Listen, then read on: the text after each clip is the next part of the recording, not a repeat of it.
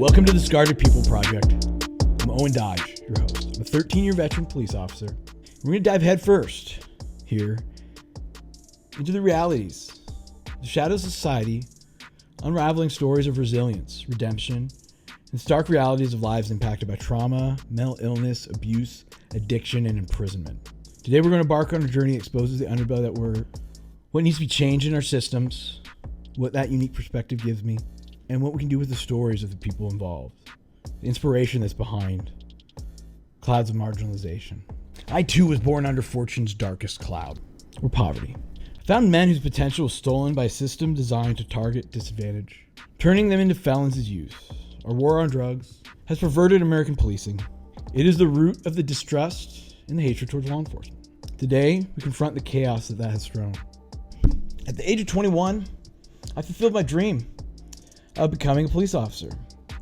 See, despite all the poverty and dealing with mental illness myself, bipolar type 1 disorder, kept it well managed. My mother, very much the artist and the free spirit, helped me manage it. We didn't have to go doctors or pharmacological routes. But as an explorer, we knew there was a very big stigma against any sort of mental illness, and certainly getting help for it in law enforcement. It basically would have X'd me out to having gotten my dream job. We didn't address it. Throughout my career, that was reinforced why that was a good idea. From the dehumanizing term of like 5150 or my particular agency, 481 was the number used as a clearing code to clear out dealing with someone with a mental disorder. And a lot of times people stop becoming a person, they start becoming a 481. What did that 481 want? No, nothing. Just be like, yeah, what did that piece of trash want? Their opinion doesn't matter, their existence matters less. And that was the dehumanization, repeatedly seen in law enforcement. But for 13 years, I served as a fully fledged officer. I won every award possible in the academy. I was the author of an FTO test while I was on FTO. I was in my first shooting while on FTO. I made narcotics detective within a year. I was 22, promoted to detective. I then went and worked undercover for 4 years, doing a combination of local, state, and federal. I then became a member of our SWAT team. I was a range master full-time, head trainer for the department, and eventually a patrol supervisor. So it's not like I just graduated the academy, got fired, got arrested like some of these other people do. I've actually had a legit career in law enforcement, seeing about every facet of that. From even when I was range master, dealing with the admin side, very much more of a pencil pusher portion too. From the administrative side, I was part of staff meetings because of that position.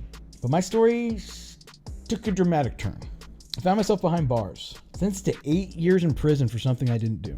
Proverbial, I didn't do it, that I always scoffed at people about, laughed at them. It's not possible. Sure, some guys probably got trumped up charges where they're increased from what they were. That misdemeanor assault got booked as a felony assault because you pissed the cop off. That sort of thing. I know that to exist, but the full on, when someone would tell me before, they got framed, they got screwed over, that they were a lying son of a bitch. That didn't happen. Not my America kind of thing. Well, it can't happen.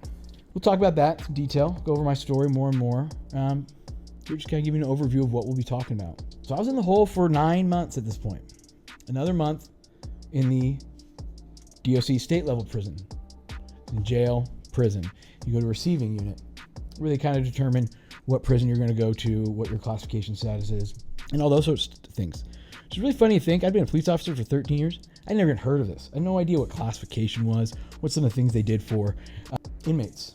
So here I'm putting people in prison for over a dozen years, and I don't know how prisons are run and what it's like to be in prison. You assume there's, you can't learn how to work on a car, or can't you get a mechanics certificate, stuff like that aren't in the programs. You can get a GED, that's about it. And any of the good programs are done by outside volunteers, and DOC doesn't make money off them, so they kick them out. So I'm left with a decision.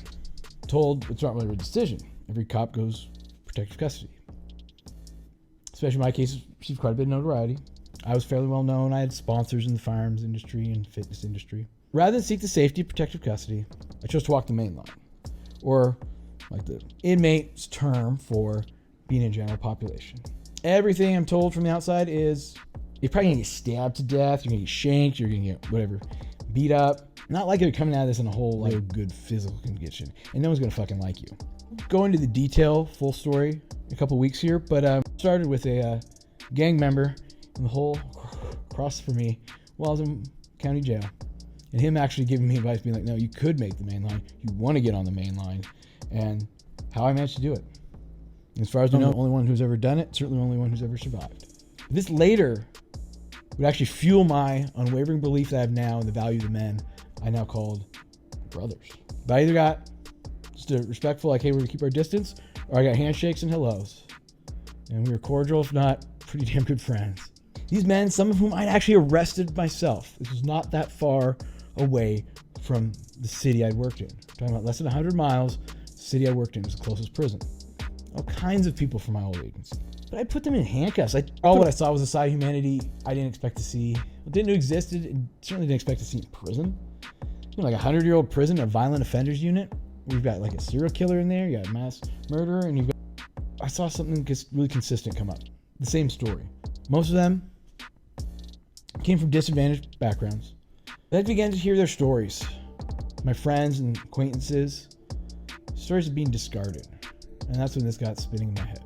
So what we're going to talk about in this podcast, we're going to talk about my personal transformation. How did I go from here to there? And how can you kind of too? Where does that logic lead in there? Because it's not easy. It's not a quick decision for me. I'm an overthinker, overtalker. We're going to tell stories of resilience, both through interviews, anecdotes, emails from viewers, recorded videos, all kinds of means.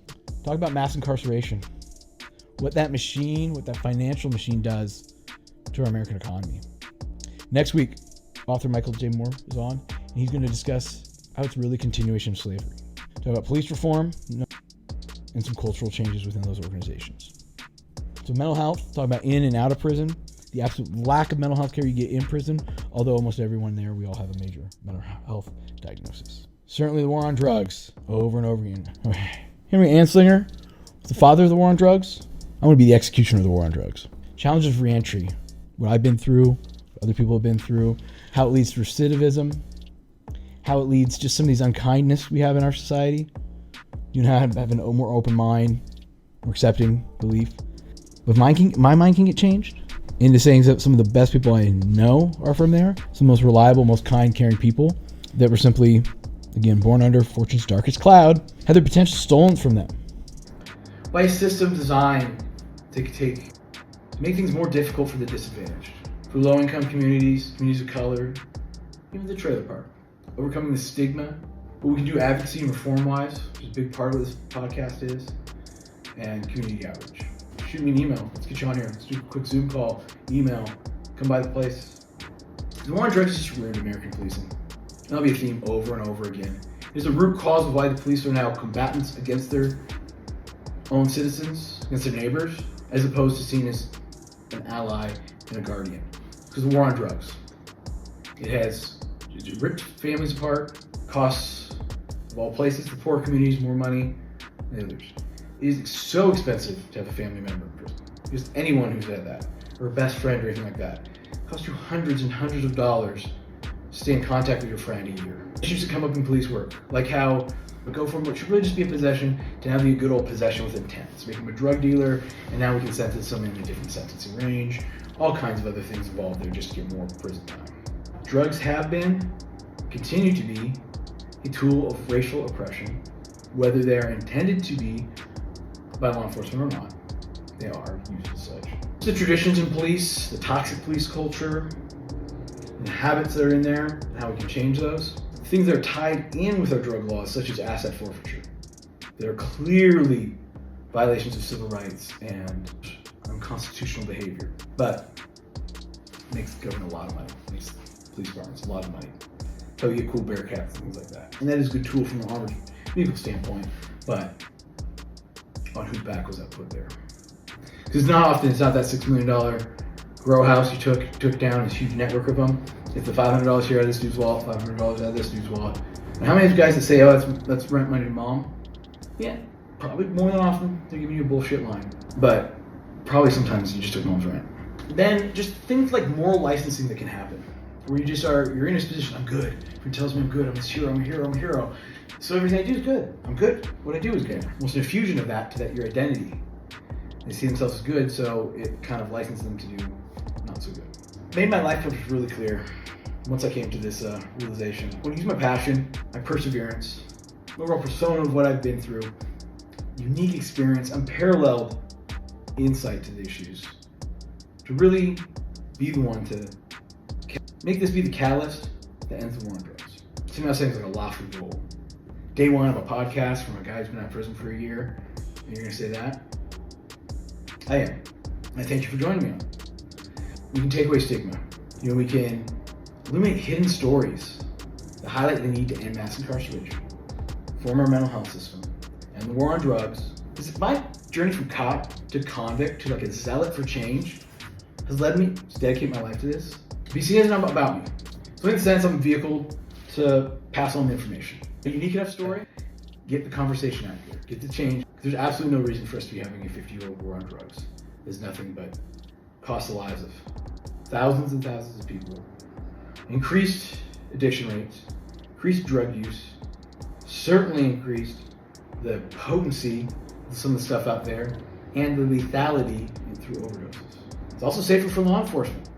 Less cops will get shot at or killed, violently assaulted. There's not a massive underground drug market. So when something's like that, just like in prohibition with alcohol, you don't have the ability to call the police. You are outside the protection of the law. You're an outlaw. You don't get to call the police anymore. You have your whole livelihood is tied up in this grow house. For most people, violence is the only resort they have. Or be a punk and get their shit stolen.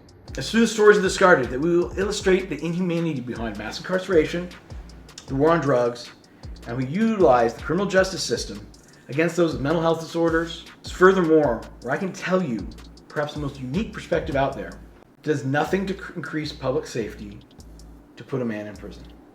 In fact, from a long-term perspective, one of the worst things we can do for overall public safety, cost of living, insurance rates, are prison. Especially that 18, 19-year-old kid out there to go to convict school, you learn how to be a real convict. And that becomes your culture. When you're there for so long, it changes how you think, changes how you react. And generally not for the best way. A lot more anger, a lot more distrust. So welcome to the Discarded People Project. Together we're going to illuminate hidden stories, lay waste to stigma, get rid of that tribalism. And we're at it. Let's change the fucking world.